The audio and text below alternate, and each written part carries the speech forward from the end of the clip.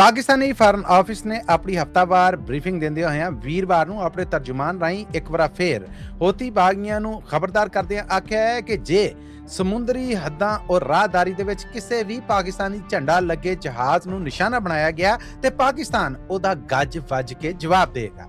ਹੁਣ ਇਸੇ ਦੀ ਧਮਕੀ ਹੈ ਜਿਹੜੀ ਇਹ ਯਮਨ ਦੇ ਹੋਤੀਆਂ ਨੂੰ ਦਿੱਤੀ ਗਈ ਹੈ ਕਿ ਸਮੁੰਦਰੀ ਰਾਹ ਥਾਣੀ ਪਾਕਿਸਤਾਨੀ ਆਉਂਦੇ ਬਹਿਰੀ ਜਹਾਜ਼ਾਂ ਨੂੰ ਬਹਿਰੀ ਬੇੜਿਆਂ ਨੂੰ ਜੇ ਕਿਸੇ ਵੀ ਹਮਲੇ ਦਾ ਸਾਹਮਣਾ ਕਰਨਾ ਪਿਆ ਤੇ ਪਾਕਿਸਤਾਨ ਉਹਦਾ ਭਰਵਾਂ ਜਵਾਬ ਦੇਗਾ।